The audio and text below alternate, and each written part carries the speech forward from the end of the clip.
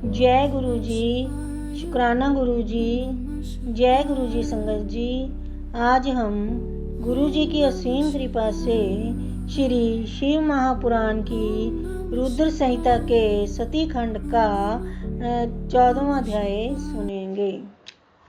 ओम श्री गणेशाय नमः।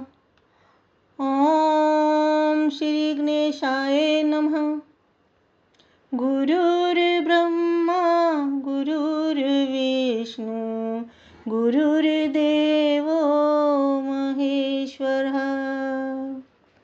गुरुर्ब्रह्मा गुरुर्विष्णु गुरुर्देवो महेश्वरः। गुरुर्साक्षात् परब्रह्म तस्मै श्री गुरवे नमः। गुरुर्साक्षात् परब्रह्म तस्मै श्री गुरवे नमः। दक्ष की 60 कन्याओं का विवाह।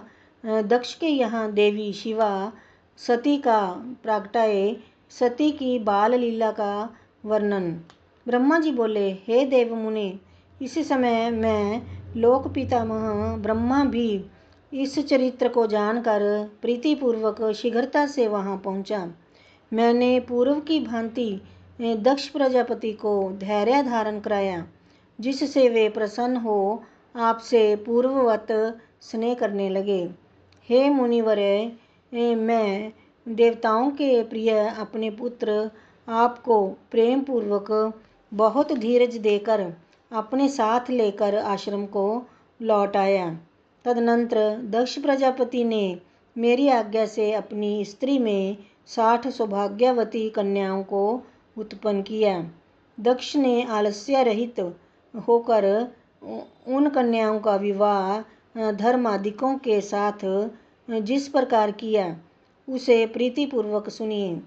हे मुनीश्वर, उसको मैं कह रहा हूँ।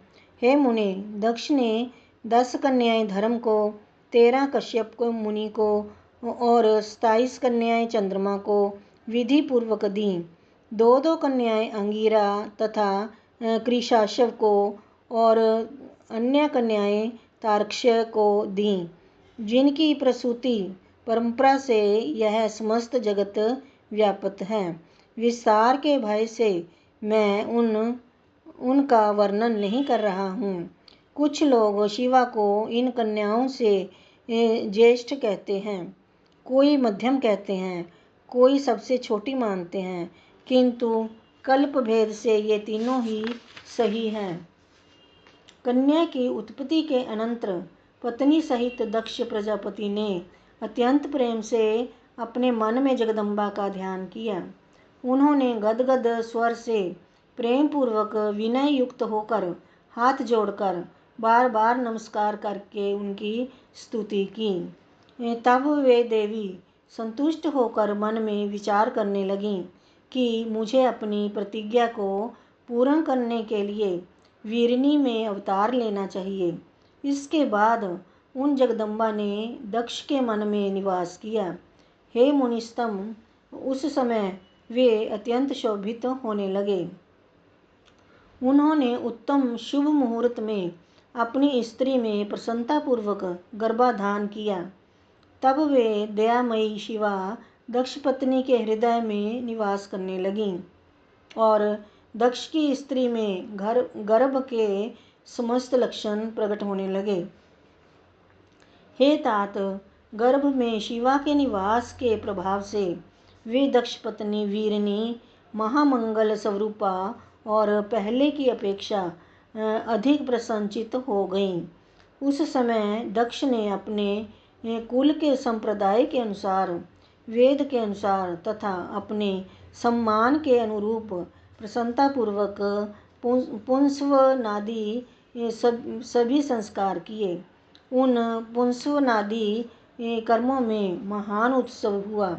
दक्ष प्रजापति ने ब्राह्मणों को उस समय यथेष्ट धन प्रदान किया। उस समय विष्णु आदि सभी देवगण देवी को वीरनी के गर्भ में आई हुई जानकर प्रसन्न हो गए और वहां आकर उन सब ने लोक का उपकार करने वाली उन जगदम्बा को बार बार प्रणाम करके उनकी स्तुति की। इसके बाद प्रसन्नचित्त होकर वीरनी तथा दक्ष प्रजापति की बहुत ही प्रशंसा कर वे अपने अपने घर चले गए। हे नारद, हे मुने, इस प्रकार 9 मास पूर्ण हो जाने पर समस्त लौकिक क्रिया कर लेने के बाद जब 10वां मास पूर्ण हो गया तब वे शिवा चंद्र ग्रह तारा आदि के अनुकूल होने पर सुखद मुहूर्त में शीघ्र ही माता के सामने प्रकट हो गईं। उनके उत्पन्न होते ही प्रजापति दक्ष बड़े प्रसन्न हुए तथा उनके प्रकृष्ट तेज को देखकर उन्होंने उन्हें वही शिवा देवी समझा। हे मुनीश्वर, उन देवी के उत्पन्न होते ही उस समय आकाश में पुष्प वृष्टि होने लगी। मेघों ने जल की वर्षा प्रारंभ कर दी और सभी दिशाएं शांत हो गईं।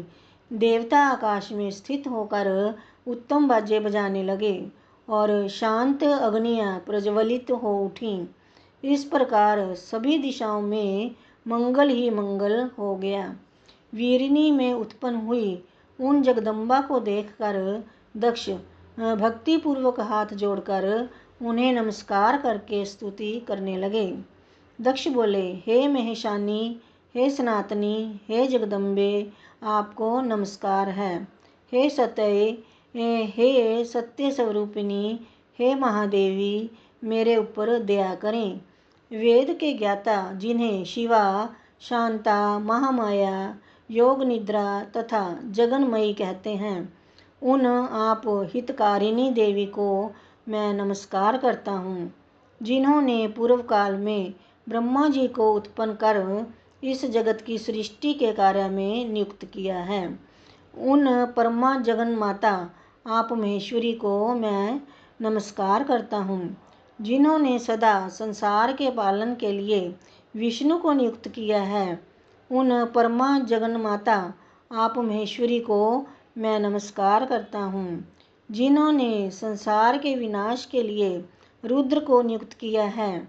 उन परमा जगन माता आप महेश्वरी को मैं नमस्कार करता हूँ। सत्व रज तम रूपों वाली सर्वदा समस्त कार्यों को साधने वाली तथा तीनों देवताओं को उत्पन्न करने वाली उन आप शिवा देवी को मैं नमस्कार करता हूँ। हे देवी, जो आपको विद्या अविद्या इन दोनों रूपों में से स्मरण करता है, उसके हाथ में भोग तथा मोक्ष दोनों ही स्थित हो जाते हैं। हे देवी, जो परम पावनी शिवा स्वरूपा आपका प्रत्यक्ष दर्शन करता है, उसे विद्या तथा अविद्या को प्रकाशित करने वाली मुक्ति अपने आप मिल जाती है। हे जगदम्बे, जो अंबिका, जगन्मयी एवं दुर्गा इन नामों से आप भवानी का स्तवन करते हैं, उनके सभी मनोरथ पूर्ण हो जाते हैं। ब्रह्मा बोले, जब इस प्रकार जगन माता शिवा की स्तुति दक्ष प्रजापति ने की, तब वे दक्ष से इस प्रकार से कहने लगी जिससे कि माता वीरिनी ना सुन सकें। नाना प्रकार के रूपों को धारण करने वाली उन परमेश्वरी शिवा ने सबको मोहित करके इस प्रकार सत्य कहा कि उसे केवल दक्ष ही सुन सकें, अन्य कोई नहीं। देवी बोली, हे प्रजापते, आपने मुझे पुत्री रूप से प्राप्त करने हेतु पहले मेरी आराधना की थी, वह आपका अभीष्ट पूरा हुआ। अब आप पुनः तपस्या कीजिए। ब्रह्मा जी बोले, इस प्रकार दक्ष से कहकर वे देवी अपनी माया से शिशु का रूप धारण कर माता के पास रोने लगीं। उस रोदन को सुनकर और उसे स्त्री का शब्द जानकर स्त्रियां तथा समस्त दासियां भी आश्चर्यचकित हो प्रीतिपूर्वक वहां गईं। अस्किनी की सुता के रूप को देखकर सभी स्त्रियां परम प्रसन्न हुईं। उस समय समस्त नगरवासियों ने भी जय जयकार किया। नगर में गाने बजाने के साथ महान उत्सव होने लगा। पुत्री का सुंदर मुख देखकर अस्किनी तथा दक्ष परम प्रसन्न हुए। दक्ष प्रजापति ने विधि पूर्वक वेद विहित कुलाचार किया और ब्राह्मणों को दान दिया तथा अन्य लोगों को भी बहुत सा धन दिया। वहाँ सभी और मंगलाचार पूर्वक गायन तथा नृत्य होने लगा और अनेक प्रकार के बाजे बजने लगे। शिवा के जन्म के समय विष्णु आदि सभी देवगण अपने अपने अनुचरों तथा मुनियों के साथ आकर यथाविधि अनेक उत्सव करने लगे। दक्ष कन्या के रूप में अवतरित हुई उन परमेश्वरी जगदम्बा को देखकर देवताओं ने विनय पूर्वक उन्हें प्रणाम किया और अनेक प्रकार के उत्तम स्तोत्रों द्वारा उनकी स्तुति की। सभी देवता प्रसन्न होकर जय जयकार करने लगे और दक्ष तथा वीरिनी की विशेष रूप से प्रशंसा करने लगे। दक्ष ने प्रसन्न होकर विष्णु आदि देवताओं की आज्ञा से सभी गुणों से संपन्न होने के कारण उस प्रशस्त अंबिका का उमा यह नाम रखा। उसके बाद लोक में उनके अन्य नाम भी पड़े जो मंगल करने वाले तथा लोगों के दुख दूर करने वाले थे। उस समय दक्ष प्रजापति ने हाथ जोड़कर विष्णु, मुझ ब्रह्मा, संपूर्ण मुनियों तथा देवताओं की स्तुति करके भक्ति पूर्वक सभी लोगों का पूजन किया। तदनंतर विष्णु आदि सभी देवगण दक्ष की प्रशंसा करके शिवा तथा शिव का स्मरण करते हुए अपने अपने स्थानों को चले गए। उसके बाद माता ने भी यथोचित रूप से उस कन्या का संस्कार कर बालकों की स्तनपान विधि से उसे अपना दूध पिलाया। महात्मा प्रजापति दक्ष तथा वीरिनी ने बड़ी सावधानी के साथ उस कन्या का लालन पालन किया, जिससे वह शुक्ल पक्ष के चंद्रमा की कला के समान प्रतिदिन बढ़ने लगी। हे द्विज श्रेष्ठ, उस कन्या में बाल्यकाल में ही सभी सद्गुण प्रविष्ट हो गए। जैसे चंद्रमा में सभी मनोहर कलाएं अपने आप आ जाती हैं। जब वह सखियों के बीच में जाकर अपने भाव में मग्न होती थी, तब प्रतिदिन शंकर जी की प्रतिमा का बार बार निर्माण करती थी। जब वह शिवा बालोचित गाने गाती तो वह काम पर शासन करने वाले हर, रुद्र तथा स्थानु का गाने के बहाने स्मरण करती थी। दक्ष प्रजापति तथा वीरिनी का स्नेह दिन प्रतिदिन उस कन्या पर बढ़ता ही गया। यद्यपि वह बालिका थी, फिर भी वह अपने माता पिता में बड़ी भक्ति रखती थी। सभी बालोचित गुणों से परिपूर्ण वह उमा देवी अपने घर के सभी कार्यों को निपुणता से संपन्न कर प्रतिदिन अपने माता पिता को संतुष्ट करने लगी। इस प्रकार श्री शिव महापुराण के अंतर्गत द्वितीय रुद्र संहिता के द्वितीय सती खंड में सती जन्म एवं बाल लीला का वर्णन नामक 14वां अध्याय पूर्ण हुआ। जय गुरु जी। ओम नमः शिवाय। शिव जी सदा सहाय। ओम नमः शिवाय।